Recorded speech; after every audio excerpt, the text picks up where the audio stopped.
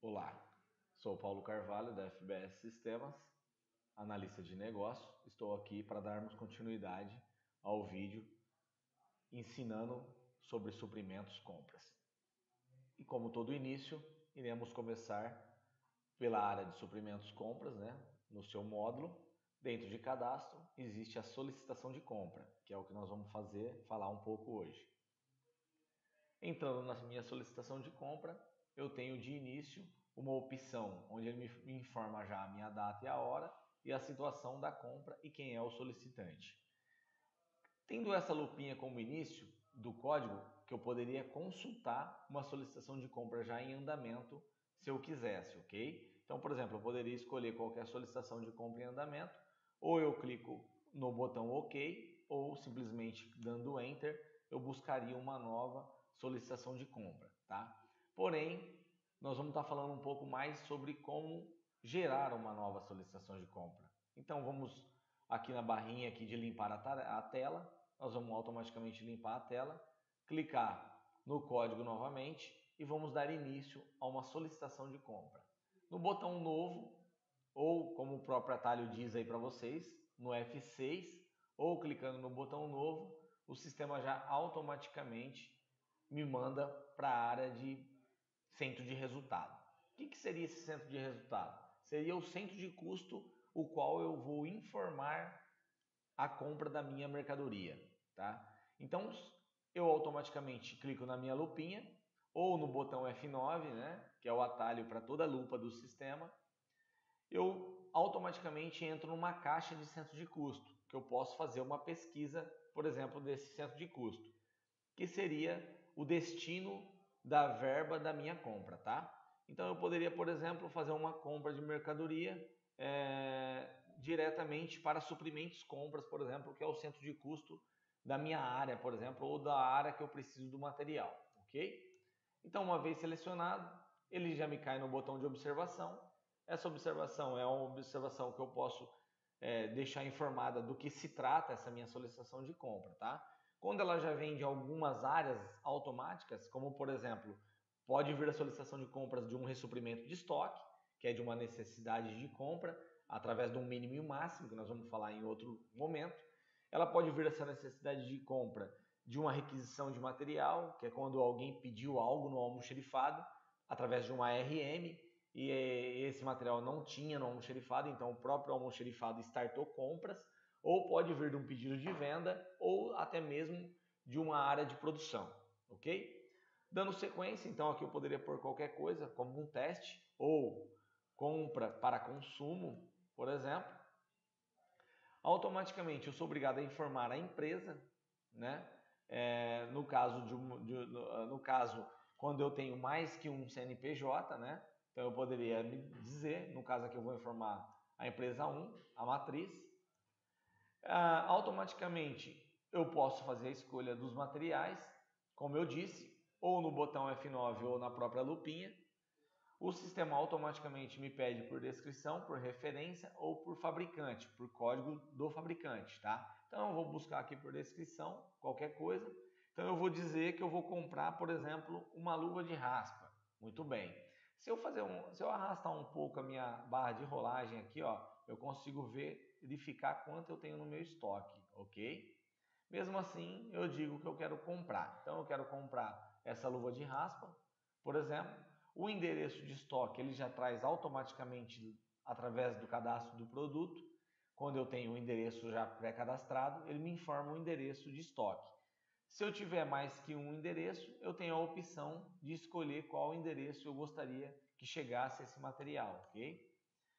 Unidade de medida. Unidade de medida, na verdade, é quando eu quero comprar um material com uma unidade diferente da unidade do próprio cadastro. Como observação, se eu clicar duas vezes no código do item aqui, eu vou automaticamente no cadastro do material. Só para mostrar para vocês, a minha unidade principal ela está em par. Porém, eu poderia ter uma conversão de unidade de medida. Então, por exemplo, eu poderia ter uma conversão de unidade de medida aqui como peça, por exemplo. Então, eu digo que seria duas peças, tá? Não o par necessariamente. Então eu poderia escolher a minha unidade de medida da conversão que eu quero que cumpra, como por exemplo, ou eu poderia deixar em branco isso e deixar o sistema optar pela unidade principal do meu produto, tá?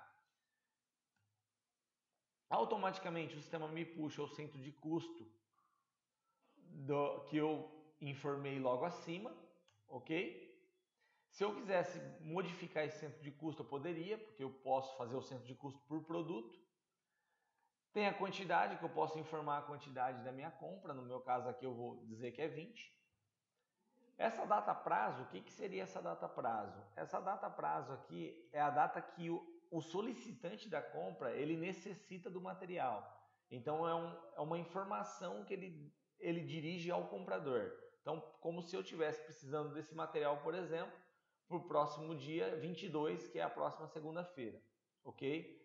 E eu digo a característica da minha compra, o caráter da minha compra, se ela é uma compra normal ou emergencial. Normal, a gente entende que é dentro dos parâmetros normais de compra, né? Que tem os seus dias determinados para cada empresa.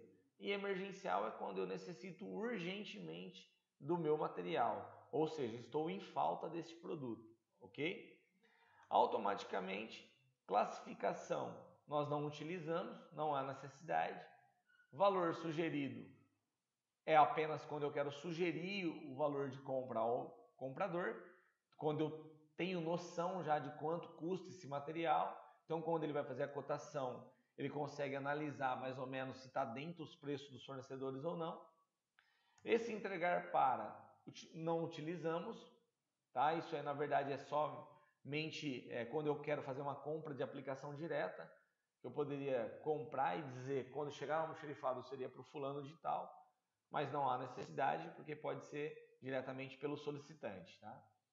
E aí nós temos essa caixa, se vocês analisarem aqui esses 3 pontinhos, é uma caixa de texto, o próprio nome está dizendo, clique para descrever a observação do item, ou seja, quando eu quero complementar o meu produto, ok? Nós vamos falar um pouco mais sobre isso. Eu posso ir para a próxima linha, onde eu poderia informar um outro material. Então, por exemplo, eu vou informar um pouco mais aqui sobre o que eu quero. Então, eu quero comprar uma chapa de aço, por exemplo. Essa chapa de aço, eu vou comprar uma chapa de aço, onde eu quero dizer para essa chapa de aço, no caso aqui, ó, eles me trouxeram em peça, mas eu não quero comprar essa chapa em peça, eu quero comprar em quilo. Então, nós lembramos lá da conversão de unidade de medida.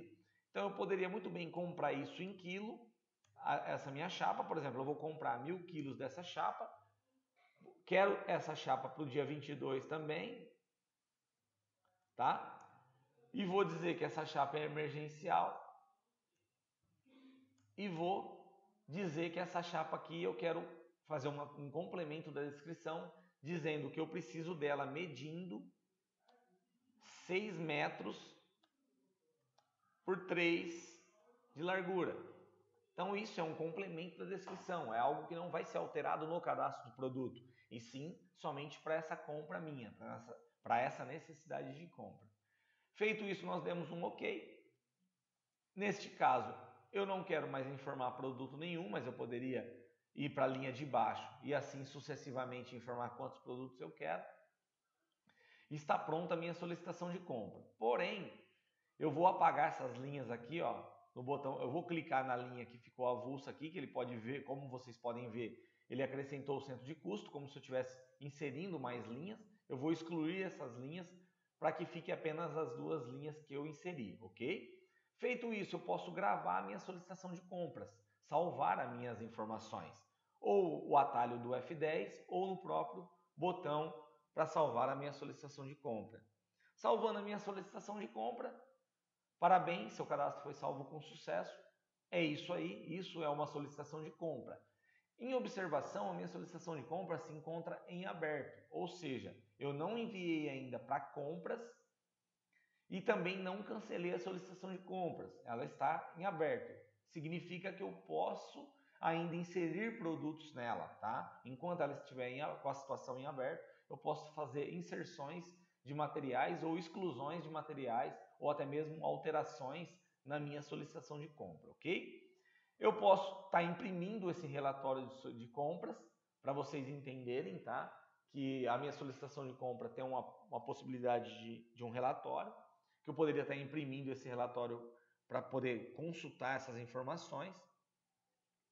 Como vocês podem ver aqui, vou dar um exemplo desse relatório de compras, que seria a minha necessidade dos materiais, ok? Então ele me abre aqui o meu relatório, que seria toda a minha necessidade que eu preciso de produto. Vou fechar a janela aqui novamente e vamos dar continuidade à solicitação de compra. Essa solicitação de compra, como que eu faço agora para que eu envie isso para compras? Simplesmente no botão enviar para aprovação. Caso essa solicitação, olha, eu fiz a solicitação, mas está errada, eu não quero mais essa solicitação, eu não enviei para compras ainda, então eu poderia cancelar a minha solicitação de compras ou cancelar até mesmo um item da solicitação de compras, ok? Neste caso, a minha cotação está salva, eu vou enviar para compras. Enviando para compras, ele me diz que a solicitação foi enviada com sucesso, eu dou um ciente, ela passa para aprovada, significando que a minha solicitação de compra se encontra agora na carteira do comprador. Obrigado, esse foi mais uma aula de solicitação de compras.